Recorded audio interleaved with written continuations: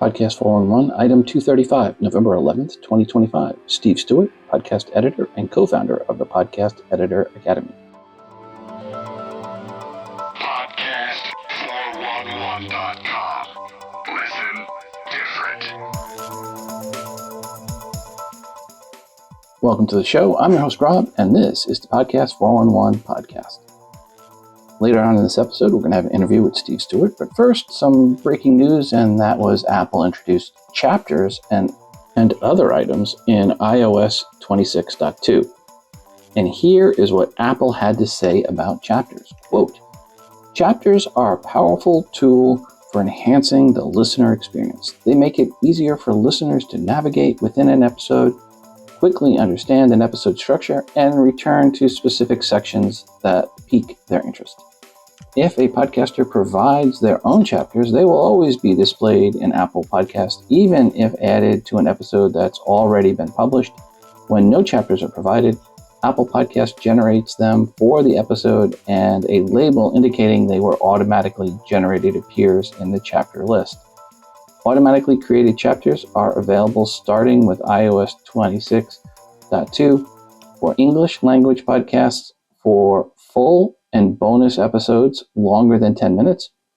If we couldn't generate a transcript for the episode, chapters will not be generated. When podcasters provide their own chapters, they will display in all supported languages. If a podcaster prefers not to use automatically generated chapters, they can claim their show and disable this feature in Apple Podcast Connect. Learn more about this at chapters on Apple Podcast. There's a link. I'll have a link to the show notes, unquote. In the iOS 26.2 beta version for Apple Podcasts, for chapters, when playing the episode, you need to bring up the time bar for the episode and tap on it to see the chapters. If you have the settings for the podcast app for external control to be next previous, then it will move forward or back through the chapters if that show has chapters. If you have it set as forward back rather than next previous, then it'll just jump the number of seconds you have set regardless if it has chapters or not. Steve and I talk more about this, about chapters, in our conversation, so we'll have more information on that later in the interview. In addition to chapters, they also have time links from Apple. Quote, "Timed links, Apple Podcasts makes it easy to connect audiences to the content they'll love. Podcasters can provide links to Apple Books, Apple Maps, Apple Music, Apple News, Apple Podcasts, Apple TV, and more. Time links can be added to the episode description or through the RSS feed. If a timestamp is included with the link, it'll appear in line with the episode transcript and the player when the content is being discussed. Listeners can click the link to learn more without disrupting their listening experience. When podcasters provide links in their episodes to Apple services, they'll display in all supported languages. If links haven't been provided, we may automatically create a link for any podcast that's mentioned. If a podcaster prefers not to use automatically created links, they can claim the show and disable this feature in Apple Podcast Connect. And then you can learn more about this at timed links on Apple Podcasts, unquote. These are shown in the new section called From This Episode. You find that on the episode page in Apple Podcasts. It is between the host and guest section and the transcripting section. Those links will also pop up when you reach where they are in the timeline if you have the player window open. Apple also had this to say, quote, "How can a podcaster supply their own chapters and time links? Podcasters can provide their own chapters and time links with one of the following options. Episode description. Add chapter titles and time stamps in the episode description. Start the first chapter at 00:00:00 and include at least 3 chapters. You can also have the RSS feed. Submit chapters through a hosting provider and RSS feed using the podcast:"chapters" tag. And then finally, file metadata, specifically, or you can specify chapters in the header on an MP4 file or by modifying the ID3 tags of an MP3 or AAC file, unquote. So per chapters, you have 3 options. 1, not to have any. To do that, you need to turn off the automatic chapter option in Apple Podcast Connect. 2, chapters just in Apple Podcast. And in this case, you do nothing and you will get them. And then the third option, chapters in apps that support chapters, including Apple Podcasts. For this, you need to get them in your show description or feed or ID3 tags. According to Apple, if you provide your own, they will take priority over Apple's ones, but you can also turn off the automatic ones just to be sure. Apple also had to say this in their email, quote, private RSS feeds automatically create chapters, automatically created podcast links, and the new format for submitting chapters and timed links in your RSS feed are only supported for RSS feeds that are submitted to Apple Podcast Connect. Private RSS feeds will still support ID3 style chapters, but not the others, unquote. And finally, Apple said the following, quote, how can hosting providers prepare for the release? 1, please agree to the latest version of Apple Podcast Connect's terms of service for your custodial accounts. 2, consider support for our podcasters to provide chapters in their episode using the podcast:chapters format. 3, detect when a podcaster is providing chapters in an episode description and validate that they are in the correct format, unquote. Apple did release new terms of service that podcasters need to approve. And here is a summary of the terms of service changes from the 2024 version, which came out when they started supporting transcriptions, to the new one now that came out on November 4th, 2025. 1, broader derivative works on images. The no formatting only limit was mentioned in there. Chapter generation from audio and transcripts, plus the opt-out option in that is in the new terms of service. There's an internal R&D license on all content. So it seems like Apple's going to be using some of that for their own AI training, maybe. Metadata supplementation / replacement. That was something that was added. And then explicit age / authority certification on the agreement. Overall, it wasn't any really major changes to the TOS. There were some couple things that were moved. The standalone content images section that got merged into the previous section.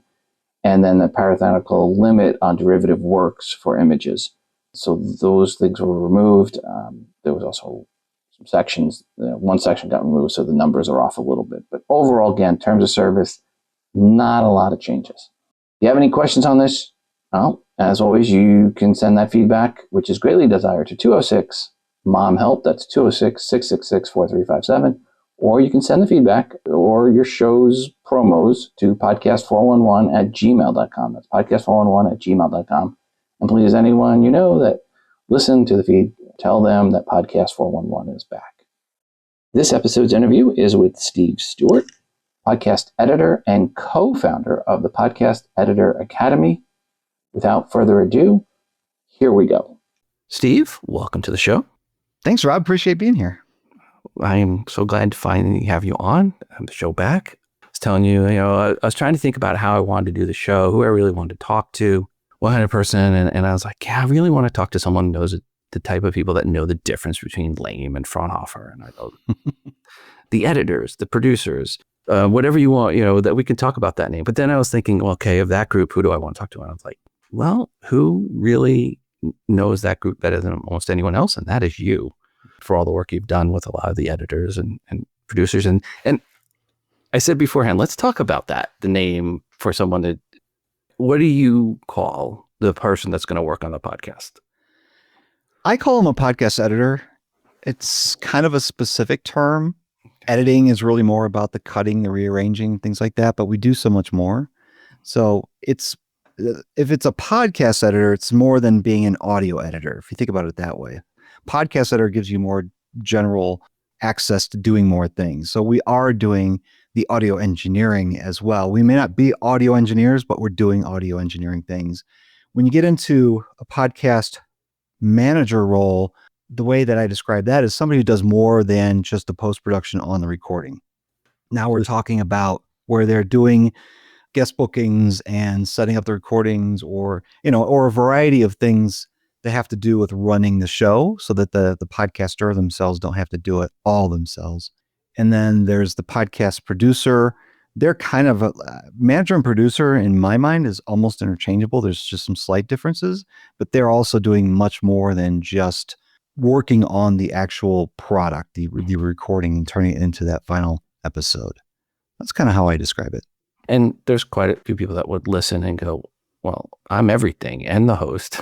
And I would say the majority of podcasters are everything, right?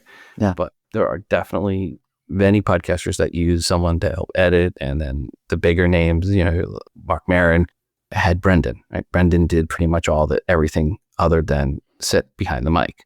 And then you had Jamie for Rogan, who's actually a little bit more active, right? Because he's there in the background, and pull this up, Jamie. And the same with All In. You got Nick, and who's kind of their producer and almost an Ed McMahon there on the side, not really ever in the show.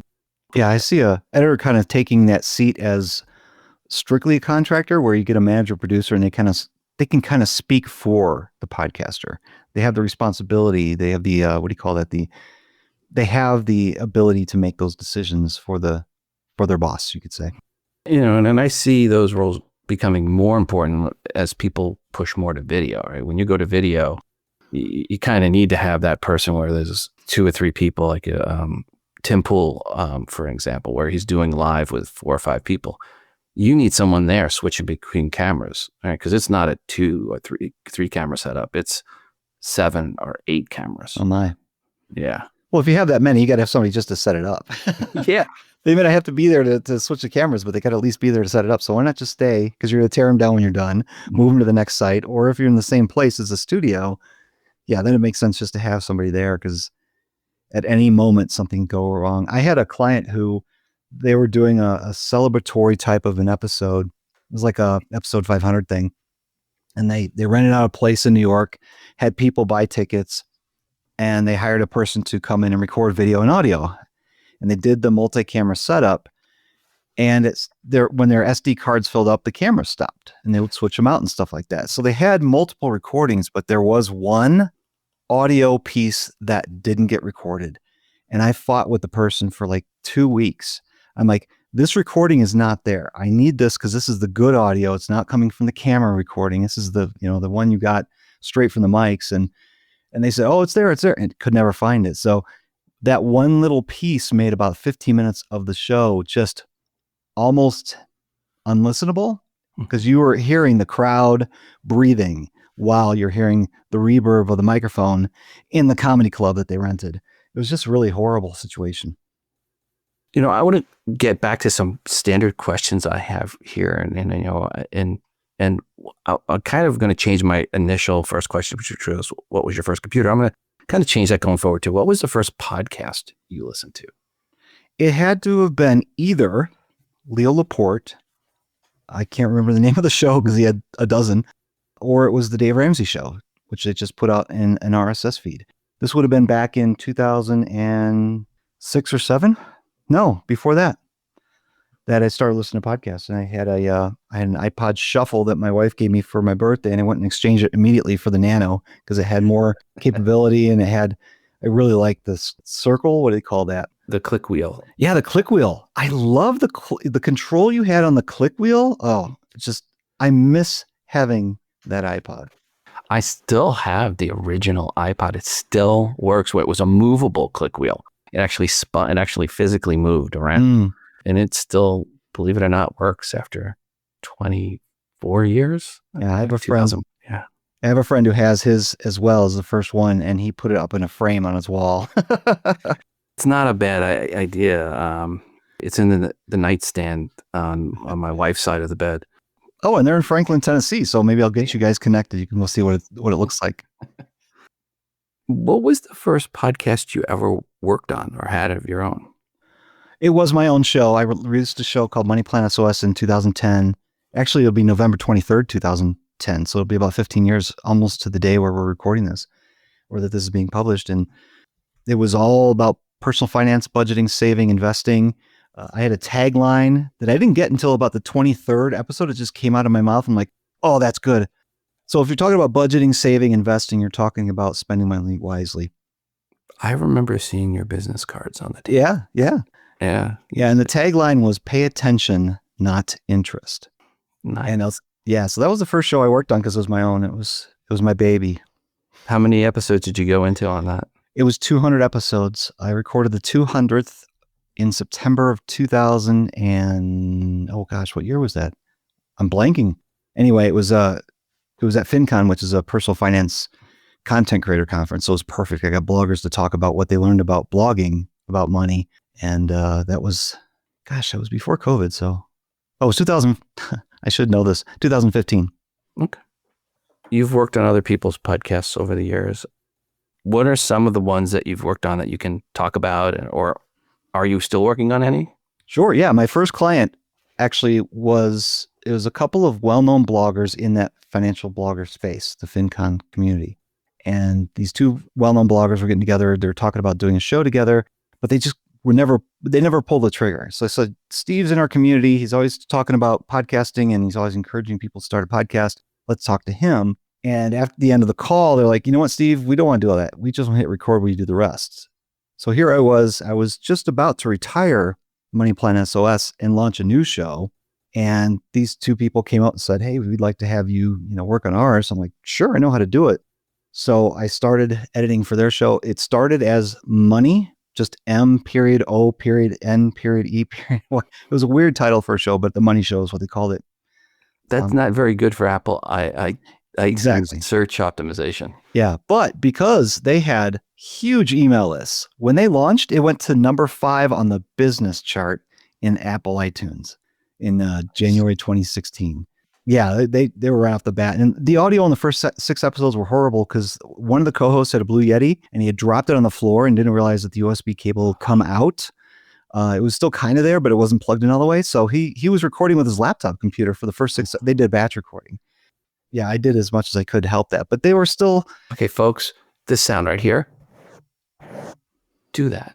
Just rub on your mic to make sure it's your mic and not the. It's the simplest, right? It's the simplest trick. Yep, the scratch test, just right on the head of your mic, because you won't hear this on a webcam or a laptop. Right. Yeah, and if you can see that pop up on your levels, you know that your mic's working. Yep, I wish they'd known that. Yeah, so they started 2016, and then I started working with the Second Benjamin Show, Money Tree Investing. These are all people that were in the community who knew me, and they're like, "Oh, we don't want to do this ourselves, so let's call Steve." And that's where I'm today. I'm still working with those 3 shows, plus some others that I got that same year. When you did your show, what was your main setup? What was your rig? Oh, gosh. Okay, so I was traveling for a day job a lot of the time. So I would do recordings from the hotel room. It was a laptop. At first, it was a headset, like a Logitech headset. And that was the worst audio because it actually kind of put the mic almost right in your mouth. And there's so many mouth noises that came out of that. Then I started hearing about the ATR 2100 and I got that. So that got me into a microphone, which was less in my actual mouth. And then you only had to deal with hand noises. Well, no, I had it on the stand. So I'd have. Oh, okay. Very good. Yeah, I'm in a hotel room. So I'll take a towel, I'll fold it up, put it on the table, put the stand on that. So it would take any of that vibration from the table out of it. I put pillows behind the laptop. So if I had my notes in front of me, or an outline that I was going through, it was amazing how much of a difference that actually made. I was surprised that pillows just behind the laptop would take some of that reverb out. And then if I were recording interviews, whether it was at home or on the road, it was Skype because there wasn't anything else back then. I did a lot of interviews with Skype. The majority for Podcast 411 were Skype interviews. Now we're using Listen Connect, but I did a lot with Skype. Skype is, as we know, no longer. Yeah. That was sad. But yeah, that works. And it was with the eCam call recorder because they didn't have the native one at the time. And then the post-production was all done with Audacity because I already knew it. I was using Audacity from like the day it came out, pretty much. It was for transferring vinyl onto a CD through the sound card on my computer. So I just went with what I knew. And actually, I'm still using Audacity today to edit most of my clients' shows. What's the phrase? The first audio editing program you learn is the best audio editing program you'll ever have, because all the other ones have a learning curve. I still use GarageBand to this day. I edit in GarageBand after 21 years. And that's hard. I have all the other software, and Hindenburg I love. But I'm just so used to it. I just go with GarageBand, and everything's already preset up. So it makes it, maybe if I had a lot of time, I would change, but I don't know. I'm kind of it works, so I use it. Yeah, I didn't have to really learn any other post-production tools that weren't audio engineering and type things. Like Isotope RX is just sorcery until I was actually doing video. And then, of course, you have to use other tools because Audacity, Isotope, they're all audio only type of tools. Are you doing video editing these days for any of your clients? I am. It's important for them to have the visibility on a platform like YouTube. I've only got one client who does an actual like video first podcast. The rest are all, we want video.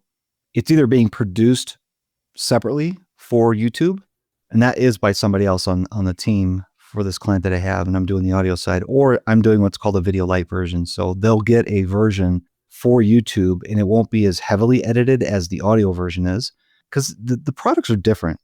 I've had this discussion in my Facebook group with other podcast editors as well. I was trying to figure out some processes that would simplify what I take out of the audio version versus the one that the video editor is for this one client that I've got who's doing full separate production on both. And everyone's like, well, why don't you just have them edit the video and then you take the audio from there? Well, the product is totally different. When you're talking about listening to a video edit, they're editing for YouTube. They want quick cuts. They're taking out pauses where they're, it just seems unnatural when you're listening. And then I've had sometimes where people sent me the video recording and it had bells and whistles and swooshes and stuff in it, where in the audio world, you're just like, what is this? What is this? So it's a totally different product. The audio listening experience is a different experience than watching. And it's the same as if you'd say, well, I want to read a blog post. Well, that's a different experience than either audio or video. When I was doing, way back, Dr. Mark Hyman, he did both audio and video. And so I was doing both edits, and I would do the quick pass on the video, pull down the audio, and then do the heavy edit on the audio. And there were things that on the audio, you just wanted to make sure you get out, that which if you had to try to get them out on video, wouldn't look good. Mm-hmm. Where there's a smack of the lips, someone's smacking the arm on the boom arm, things like that. I remember, was it Tim Ferriss, when I was doing his, I edited out a section because he had smacked the mic. And he said, why'd you edit that out? I go, well, you smacked the mic. So I kind of just pulled this piece out. And he's like, no, put it all back. I'm like, oh, okay. Is it a bit now? I'm like, all right. But no, yeah, there's definitely different things you got to do on the video side that as an audio editor, I'm like, oh man, I wouldn't have left that in there, but I got to leave it for video. Mm-hmm. And maybe, people are more forgiving on the video, but then again, on the audio, I think the other side of it is I like to also edit down as compactly as I can to try to save my listeners time and get out a lot of the little longer pregnant pauses. If I see a pregnant pause is too long, I'm like, I'll take that out. Yeah, I see that as my job too, because it doesn't have to be cut for brevity. It needs to be cut so that it seems like a conversation, but any annoyances, you said pregnant pauses. If the pause is too long, people start looking at their smartphones and going, did my app crash on me? I do. I have an acronym. This is what a podcast editor does. We cut out the crap, CRAPP, crutches, repeats, accidents, and pregnant pauses. And sometimes I know you want to have it, but like you said, the audience isn't like there. The perfect one I saw where it would be great. It was great for video, but you couldn't have done it in audio. Was Elon Musk was in an interview and he was asked something about, the advertisers at Twitter and, allowing the free speech. And he paused for like 12 seconds and before he gave his answer. And then he comes back with an answer like, he goes, remember The Princess Bride, where they said, give me power, give me fame. And he's like, I don't care. But it was great in the video, but on the audio side, I was thinking I would have literally recorded a segment saying, I cut out 12 seconds here. He paused for 12. I would just cut it down to 3 or 4 seconds to Yeah, get I mean, the sense of the what was he doing? Is pondering or he is someone in interviews. If you've seen a few of his, he doesn't mind the awkward silence. It doesn't bother him. He's going to gather his thoughts and answer rather than just start talking and hope he can get into an answer. It's an interesting way he does it. He just had 2 interviews in the last week. I was listening to where he was on Rogan, and he was also on All In. He definitely has a different style of speaking than others. You mentioned earlier FinCon. What are some of the other non-podcast or even podcasting, but what are some of the live events that you go to? I know we met at, I think it was Podcast Movement way back in the day originally, and then also at Podfest. But what are some of the ones that you're going to now, or are you still going to any of the live events? Well, actually, right now I'm only going to FinCon until we get this new mortgage paid off. We moved in June of 2024, and I try to live a cash-free lifestyle, but we had to take out a mortgage. It's a small one, fortunately, but I got to pay it off first. So I'm not going to any others right now.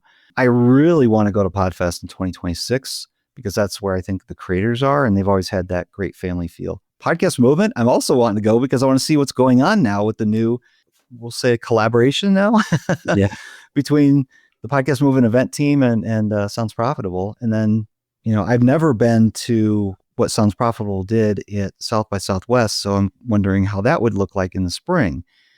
So I would definitely want to go to those. But I've also never been to and wanted to go to one of those outlier conferences. Are they still doing those? I think they were on Salt Lake City or something in Utah. I went to a few of those in the past before COVID hit, and basically COVID killed them off. Oh, okay. I don't think they've had any since after COVID.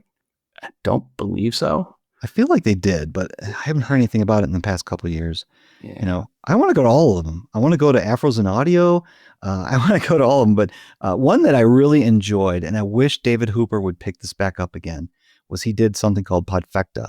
He limited it to 100 seats, so you knew exactly 100 people. That was it. There was no real, guessing game as to how many people are going to be there, how big was it going to be. It was one room. And the sessions were good. They weren't fantastic. Well, there was a couple that were actually pretty fantastic, but it was interesting just because it was a one-day event. You knew the parameters. It wasn't just a meetup group. It was an organized type of I don't know, you call it a summit. And that was it. But he only did it once. It was like 2017, 2018 maybe. It's a lot of work to do something like that, because when you do a one-track session, you have to really vet the speaker as well so that you don't get somebody that's pitchy and that gets up there and it's a pure pitch fest. I've spoken 100 plus times, and one time the person right before me, it was like the biggest pitch fest I had ever seen. And I always joke, the guy didn't lower the bar. He put the bar on the ground and then put tape over the bar so I wouldn't trip over it when I. But yeah, I mean, it's really tough when you're doing the solo track. I did like a pod camp that we did in Kansas City way back when, and one of the days we was solo. It was single day and it was a 2-day thing, but we only had one track on the one day because we didn't have access to rooms, so we had to be one track. Long story was, you had to make sure all the speakers weren't going to get up there and waste people's time, because then you're sitting there and somebody's speaking for 45 minutes and just about how you can buy their great product. And I'm like, no, you don't want that. Yeah, no, don't want that. And that's why, like, Chris does a really good job. So, and Podfest too, Podfest and Podcast Movement do a good job of now, weaning out the pitchers. Well, if you ever saw, I'm sure you've had to fill it out yourself, but the page you have to fill out for a Podfest speaker application. I mean, they give you like 1,000-word outline of what to do, what not to do, and then you get to fill out the form. It's a big deal to fill out a form just to apply to speak at Podfest. Yeah. Different conferences do it different ways, but I like the way they're doing it. Matter of fact, I have the Podfest form I have to sign. I got it over from Wendy the other day because I'll be speaking at this Podfest here in January. Of course. So that would be fun. But you asked what other events I go to, and I do like local meetups. And that is just because sometimes it gets lonely here in my little office. And now that we've moved to a town it's 3 hours southwest of Denver. It's in the middle of nowhere. It's in a county of 5,000. The county has 5,000 people. Wow. It's sparsely populated. I will drive 90 minutes to the Colorado Springs podcaster meetup. In fact, I did that just earlier this week.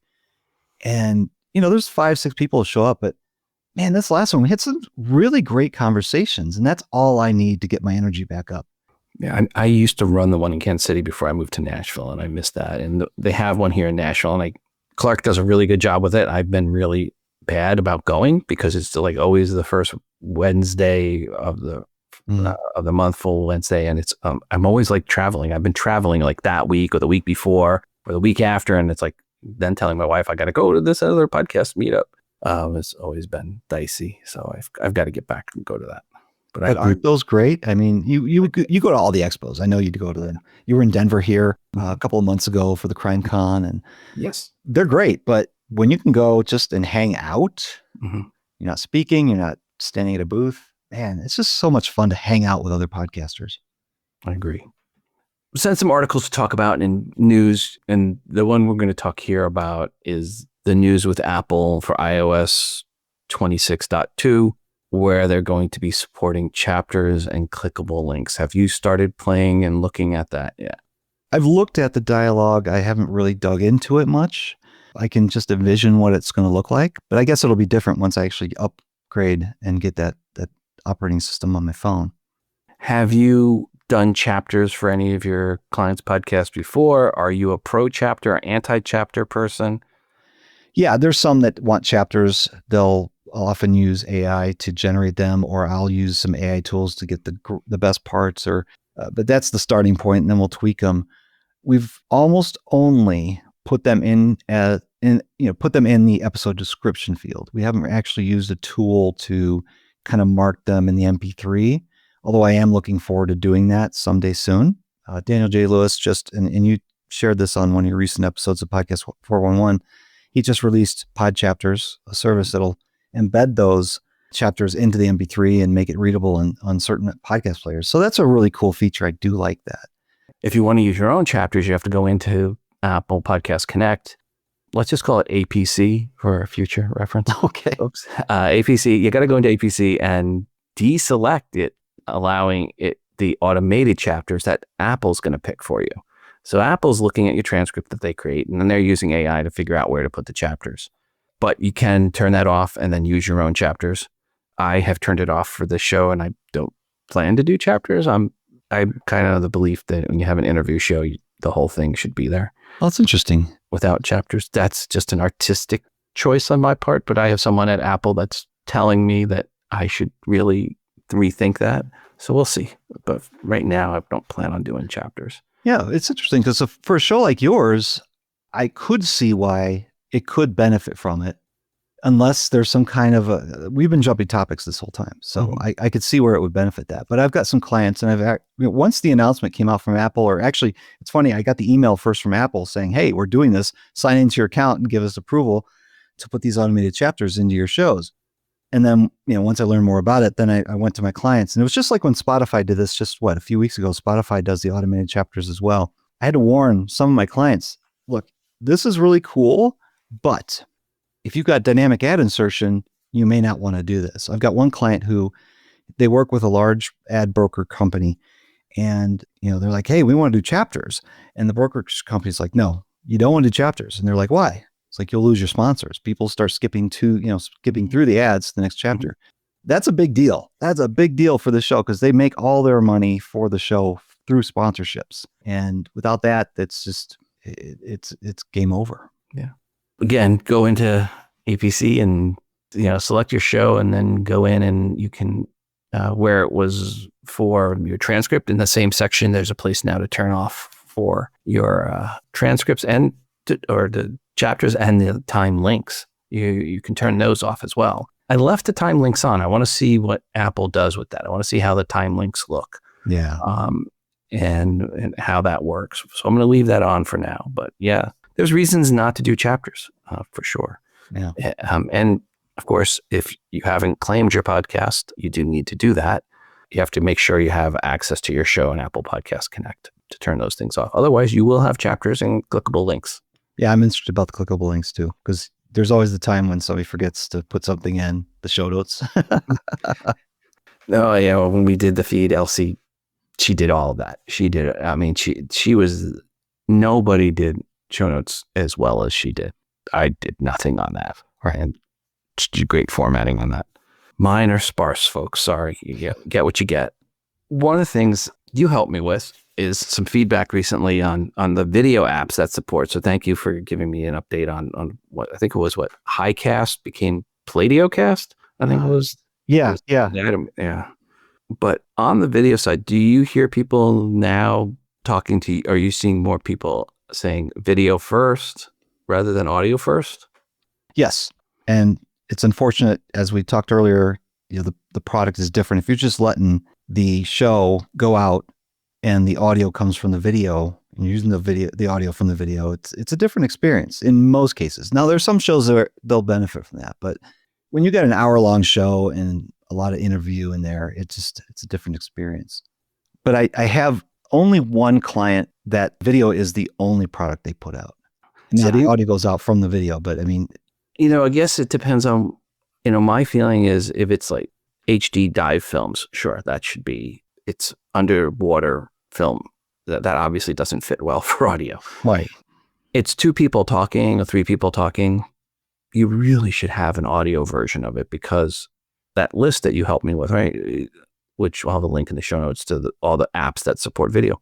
There's a bunch that don't support video yet. Yeah. And Spotify, unless you're hosted on Megaphone currently, right now, doesn't support video from third parties. Right. Although rumors are they may open that up. But again, not a lot of the other services. Deezer doesn't support it. Ghana, JioSaavn, Boomplay are audio-only apps.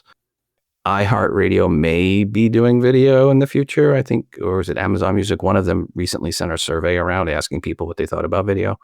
Maybe one of those will add video. But again, there's a lot of apps out there, third-party apps, smaller apps, that just don't support playback of video. Now, Overcast will play the audio, and there's a few of them that will play the audio if you have video, so at least people can still hear it in those small apps.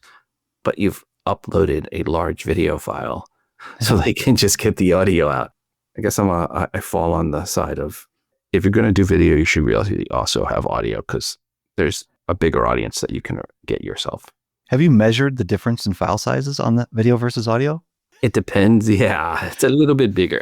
It depends on, if you go with SD video, right? That's, by the way, putting it on an RSS feed, when I tell people SD, 640 by 360, like, what? Oh, that's so small. I'm like, but they're consuming it on a smartphone, and it's just 2 guys talking on a Zoom call. You don't need HD. Matter of fact, I'm looking at one of your guys. You don't want HD, right? I definitely am not someone that needs to be in 4K or HD video.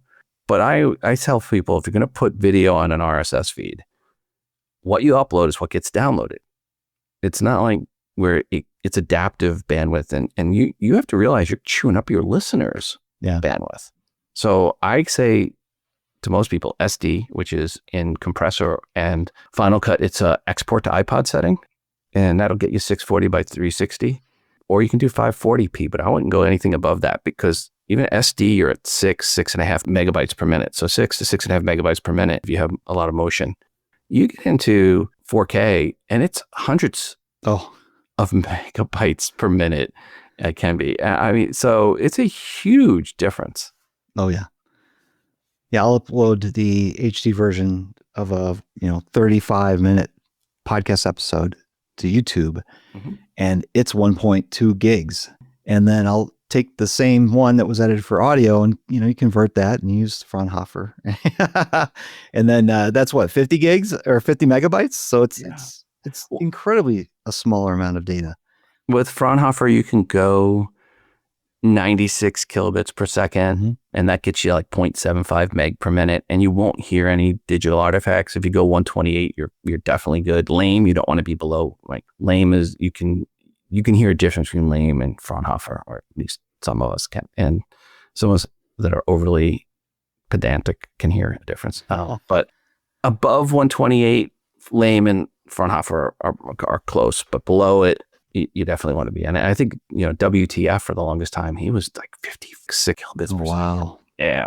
Brendan knew he had the settings really optimized for file size, but I don't recommend that. 96, if you don't plan to do ads, if you plan to do ads, 128 kilobits per second. Oh, I'd never heard that before. What's the reason? When you're going to take ads, they're going to be basically re-encoding the file. They have to cut it. So they unencode it, re-encode it, and everything is ever lossless going at 128. And 128 is kind of mono. 128, 44.1 kilohertz mono is kind of where the re-encoding standard's kind of fallen upon. A lot of companies do for re-encoding files.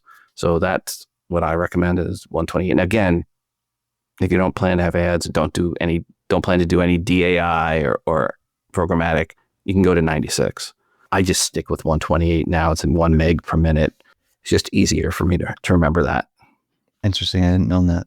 For my clients who do dynamic insertion, I mean, just convert the audio read that they do, the host read ed, and convert it at the same rate. But programmatic, I have no control over. And that's where I was very interested in that answer. So thank you for that. Yeah. If you plan to do programmatic, folks, go 128 mono 44.1. There you go. Always, and I know we don't have to say this to you, but for anyone else listening, always CBR, never VBR. Always.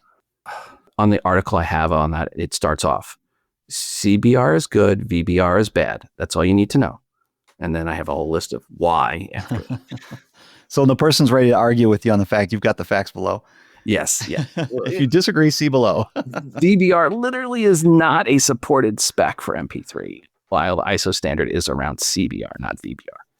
There's a whole bunch of reasons, but ultimately one of the key reasons is all this transcoding, re-encoding, and all the tools, you will have issues with VBR. Always. It's one of the first things I look for when someone says they're having an issue where the audio ended early or something like that. We go, yep, VBR. Same here. It's exactly what I look for too. Mm-hmm. And unfortunately, was it the Russians, when they bought Audacity, made VBR the default setting. Oh, I remember that. Yeah. I've emailed them multiple times, the company that owns it now, and no reply. So you got the double whammy when you did that, because not only did you have the VBR, but you had lame in. Yeah. It's still the only thing you can get in Audacity. I still use the, I'm on a Mac, so I can use Apple's Music app to convert the final product, which I just export out of Audacity as WAV, and convert it in music, the music app. That's what I do. Same thing. Exactly. Or we're getting nerdy in this one. I love this. There are a lot of podcasters that run out of time. They, up until this point, they are the podcaster, the producer, the editor, but they may want to pass off those editing capabilities to someone else to free up some time in their life for sleep or actually remembering who their kids are. You help connect podcasters to editors. So tell me a little about that, how you help that connection.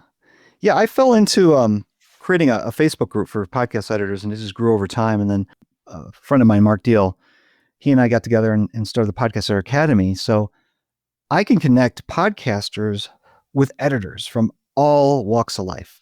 So I've got this process. I'm going to give a URL to a site on my website, stevestewart.me/find-an-editor.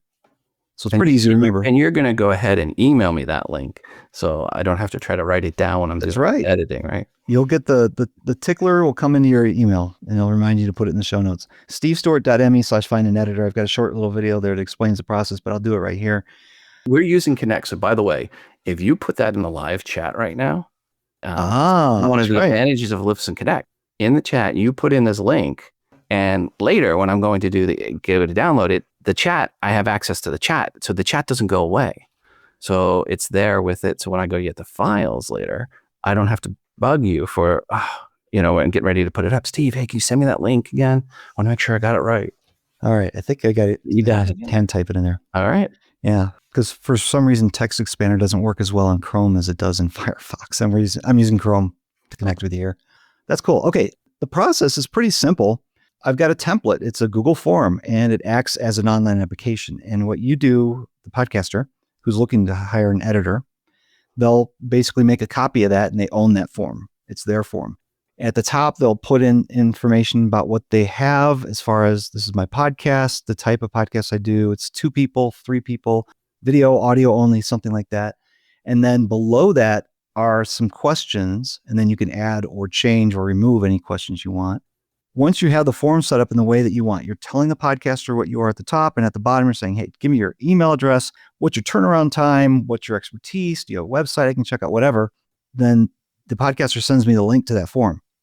And I'll share that link with my Academy members or to the community at large. And that forces people then to go through the form to be able to get to you. Because what you don't want to do is walk into a Facebook group of podcast editors or post on LinkedIn, hey, I'm looking for an editor. You're going to get DMs, questions, hey, go check out my website. Nobody's got that kind of time. So if you go to stevestewart.me/find an editor, the process is laid out there for you. And I'd love to connect podcasters with editors. And the cost on that? The service for the job search is free. It's something that I do just for my community. Thank you so much for doing that. Yeah. I appreciate that. All right. Steve, anything else folks should know about that you would like to recommend? Well, if they're interested in learning more about the post-production side or actually have support from the post-production side of podcasting, I'd love to have them join my Facebook group. It's just Podcast Editors in Facebook, the Podcast Editors Club. They could actually just go to podcasteditors.club and that'll redirect them to the Facebook group. But I'd love to have them there. Podcasteditors.club. Okay. So I put that link. We'll have those links in the show notes. And this should be episode 235 if everything goes right. Steve, thank you so much for coming on the show and thank you for supporting the podcasting community. Thanks, Rob. It was a pleasure. Thanks again to Steve for being a guest on the show. And please, folks, check out his links in the show notes for episode 235. For the interview, as mentioned, it was recorded using Libsyn's Connect service. I then took each of our tracks and did a close match on Liveness, which actually was really close. I exported that from the GarageBand into AIFF format and then ran that through Levelator. Next, I converted that file to uncompressed.wav format using Apple's Music app and uploaded it to Adobe Podcast and used the Enhance Speech service with a 75% setting on speech and a 10% setting on background.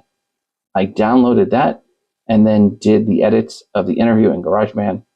If you have any questions on that process or any comments, email me podcast411@gmail.com. And now into the news, tips, and tricks segment of the show. All right, first up we have Politicians on Podcast Story. If you have been listening to this show for a long time or the feed, you'll know that political podcasts, especially those by politicians, are something I've been involved with. Having produced the first podcast for national candidate, Senator John Edwards, in early 2005, prior to Apple even supporting podcasts. And I produced Governor Bill Richardson's podcast and consulted and or produced other political candidates over the years.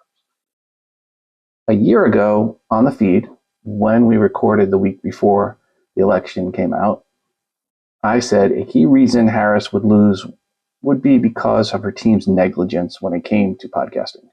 Not going on Rogan, not going on Joe Budden, not going on All In, and many others, just plain negligence by her team. So now that we just passed an election Tuesday a year later, what did we learn? Did anyone learn anything? Well, in New York City, Mamdani was on 31 different podcast interviews versus 18 for Cuomo. Mamdani's interviews reached 12.5 million 18-plus-year-old listeners, while Cuomo's reached just 1.2 million. So not just less interviews for Cuomo, but significantly less audience reached. And Mamdani is now mayor-elect. In New Jersey, Democrat Cheryl was on 18 podcasts, 2 more than Republican Citarelli. However, Cheryl's audience reached 4.1 million versus just 972K for Citarelli. Cheryl is now governor-elect. Heading into the midterms, and even more so for the primaries for the midterms, savvy candidates will have a podcast strategist on board. Primaries, with all the gerrymandering going on, really are where House seats at least will be won. In any case, it will be interesting to see which candidates, especially incumbent candidates, get usurped by an upstart that mastered the podcast game. I think it will be much more of a story next year than people are going to predict. So anyway, I think podcasting is the one place where candidates really can get out and go long form and really reach the masses, or at least their audience, to get elected. we'll see. We'll see how things go a year from now. Moving on, there was a report just released titled The Independent Podcast Report 2025 Inside the Minds of 558 Creators. This report asked a lot of questions, and I will have a link in the show notes to the full report. But some of the key items, or at least the ones that interested me the most, were the following. For the question of, does your podcast generate revenue? 85% said no, their podcast doesn't make any money. 15% said yes, their podcast does make money. Next question up was, what are your biggest challenges as a podcaster? Unsurprisingly, growing an audience, discoverability, 72% of the respondents. Making money, 39%. So we had 15% that said their podcast does make money, but 39% said making money was a challenge. So obviously people not making money that want. See the first item, growing an audience and discoverability, 72%, right? Audience engagement was third at 32%. Time commitment and burnout, 30%. Cost of running a podcast, 23%. Technical production challenges, 21%. Finding guests, 7%. And other at 2%. Respondents were allowed to pick more than one answer, obviously, because those numbers add up way more than 100%. Unsurprisingly, the key focus was on audience growth and discoverability. Interestingly, this challenge doesn't disappear as you grow. It remains the top issue for shows with 500 or more downloads. That was 58%. 1,000 or more was 55%. And even those with 5,000 or more downloads, 47%. Ego equals download squared. Walsh's first law of podcasting. 49% of the females saw making money, however, as their biggest challenge, while that dropped to 34% amongst post-launch males. Another question. Which of the following revenue streams have you used for your podcast? Sponsorship and advertising, 65%. Paid subscriptions, i.e. premium content, 48%. Listener donations, 31%. Consulting, coaching, or mentorship, 29%. Merchandise sales, 27%. Product sales, books, courses, digital products, webinars, that kind of thing, 27% also. Live events, 12%, and other at 6%. Then there was, which revenue streams have been the most profitable for you? Well, back to sponsorship and advertising at 41%. Paid subscriptions at 23%. So bigger disparity there. Consulting and coaching or mentorship, 15%. That's not your most profitable. You're not charging enough. Listener donations, example, crowdfunding, 5%. Merchandising sales, 4%. Product sales, 4%. Live events, 3%. So the live events, 12% of the people were doing it, but only 3% found it the most profitable. And then other was 5%. Next question was, do you publish a video version of your podcast? 19% published a full video episodes. So 1 out of 5 podcasters doing full video. 12% publish full video episodes and short clips. So actually we'll take that up to 31%. So almost a third do full video. 11% post audiograms or static images so they can publish audio on video platforms, i.e. connecting YouTube if you're on Libsyn with your account. We'll convert the audio to video. 7% post clips or highlights, but not full episodes. And 32% don't make any video, but are considering it. 19% don't make any video and don't plan to. Hey, I'm in the 19%. And then finally, one last question. Again, I'll have a link to all of the questions. I think it's well worth reading if you're an independent podcaster. How many downloads do your new episodes typically get in the first week of their release? And the median number was, they said less than 50. 50% of the people got less than 50. 18% got 50 to 99. 16% got 100 to 499. 6% 500 to 999. 6% also 1,000 to 499. And then 4% were 5K or more. The 5K or more is a little bit lower than what we see on the Libsyn stats. Last episode went over those median numbers. You can go back to episode 234 and hear that. So those were a couple articles I wanted to go over. per where I am going, because I haven't been anywhere. So where am I going? Podfest, January, Orlando. NRB, February in Nashville. Not going to NAB now. So that's off the table. So maybe going also to VidCon in June, and don't know about CrimeCon in May. So moving forward on this show, I do want to say I am going to be going back to the every other week format, which means next episode likely will be Tuesday, November 25th, if everything comes out on time. If there is breaking news or timely interview, I might break from the every other week format and release early. But again, current plans are to get back to the fortnight release schedule. And folks, if you are looking to start a podcast or switch up your podcast home, you can use the code podcast411 for a free month with Libsyn. I get nothing for that. Again, podcast411 for a free month plus at Libsyn. This show is presented under a CC BY-SA license. Look it up if you want to know what that means. Finally, don't forget to send in your feedback for anything said or that should have been said in this episode.